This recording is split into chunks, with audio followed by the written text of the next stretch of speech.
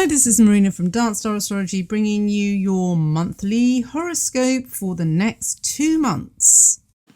So March the 3rd, Mars leaves your 7th house. Now, I know I said it was very passionate and, it's good for it to be there sometimes, but sometimes it can aggravate things as well. It all depends on your own chart and how it's configured.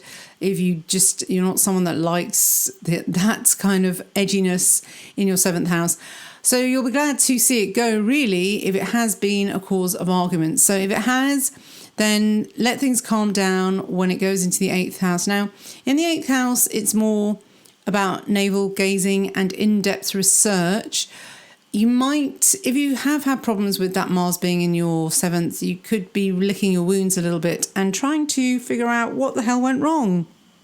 It would actually be quite a good time to get some counselling if you think you need some, or visit a psychic or some sort of occult type person, because it'll just at least trigger your intuition into looking at things a bit more philosophically and in depth, and maybe see things from a totally different angle as well. Now, the new moon on the 13th is going to be in Pisces, which is your 5th house of love affairs again and children. So this can bring a new start with those. And if things have been going, like I said, that Mars in the 7th could be causing a little bit of trouble sometimes.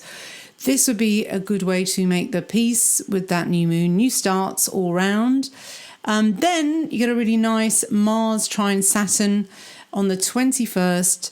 So that links that Saturn in your home to that 8th house of, well, can be sometimes forbidden fruit as well. But I think this time it's more about looking deep into your soul and the people that you live with as well, their souls, and just being calm is a very stable trine, that. And with Saturn and Mars, okay, they're both malefics, but the trine really brings out the best out of those two. So you get the stamina of Saturn, you get the energy and the focus of Mars together. And that's a perfect one for sorting out psychological problems within the family, within your extended family as well. And it's a perfect one for patience. Patience. This will give you the patience of a saint. So Mars hasn't actually got that much going on in it. So we're already at the 28th when we get Mars conjunct the North Node. So this is really interesting because the 8th house isn't the most exciting place for the North Node to be honest, or Mars, because it is more of a looking inward type of energy.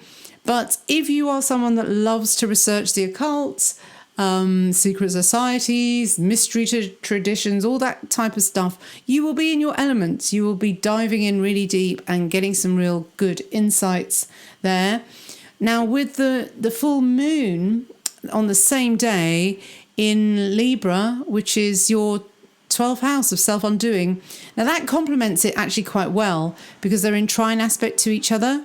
The moon will trine that one at some point during the day. So perfect moon for doing some sorcery and magic. But when I say that, it's just learning symbols, learning how to communicate with people on a subliminal way. You don't have to say anything. It can be all with the eyes. And actually, Scorpio, you're really good at doing that. So use your scorpionic seduction powers to get what you want. And, again, just be careful that it's not completely selfish reasons, motives. If it's in service to others, then that's all good. It's not going to be, it's not going to be tainted by any cunning serpent energy, because otherwise, it always comes back. And when we're involving the North Node, the North Node is supposed to be about getting you on the right path, also about how your soul is going to evolve as well. So you don't want to jeopardize the creation of your soul, because we always, it's like polishing a diamond when we create our soul. I don't think I think we're born as a rough diamond, and we can actually lose our souls if we don't take care of it. It's not like well, I don't know, everybody has a different view on this, but I kind of believe you have to work on your humanity. It's not a God-given that you're going to stay shiny and together. So don't let things erode your soul, because it does happen. So this is a perfect opportunity to get your soul in order.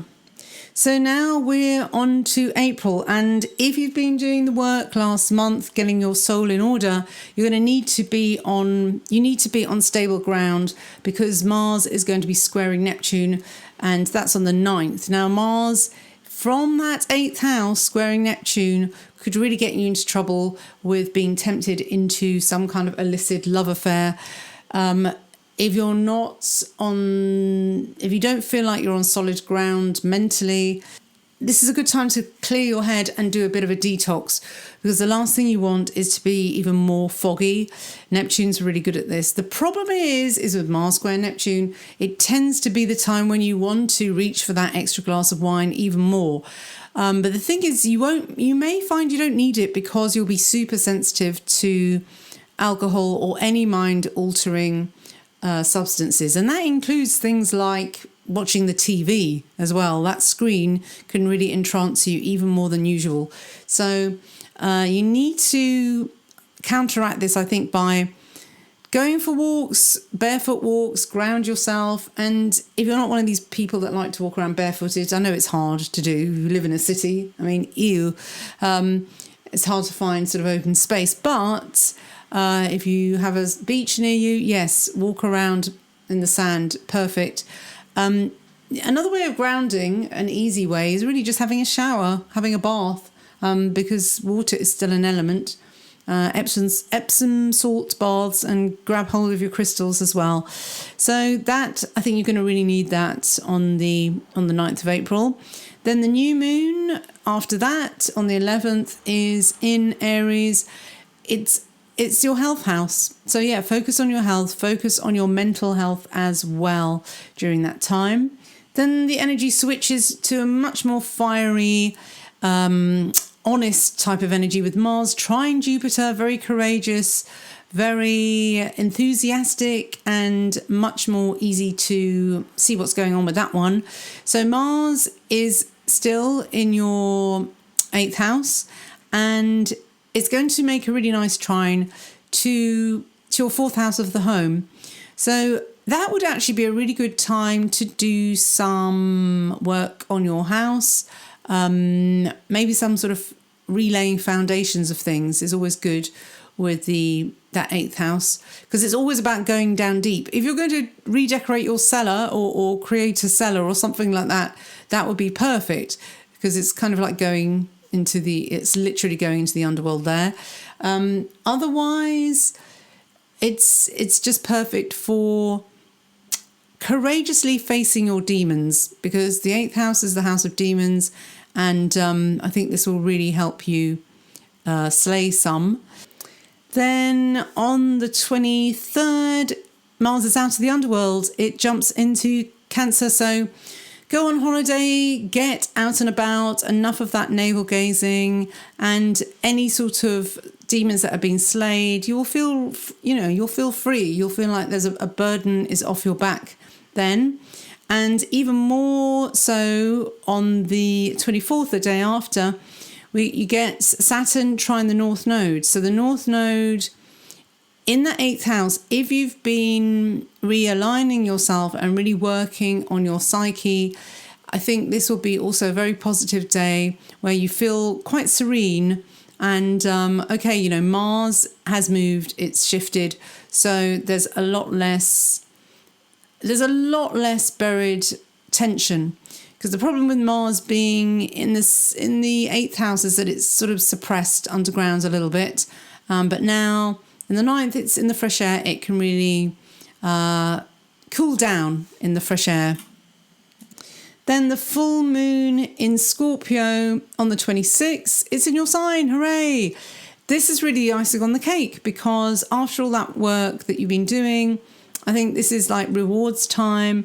The full moon obviously has the sun in your 7th house of relationships. So relationships should really have a chance to heal and be feeling more positive than they have for a while. Also, now, the end of April, I think, is really going to be a really good time for relationships. Again, if you're single, make sure you get out and about, because from April the 21st, when the sun goes in there, you have Mercury and Venus in your 7th house of love as well.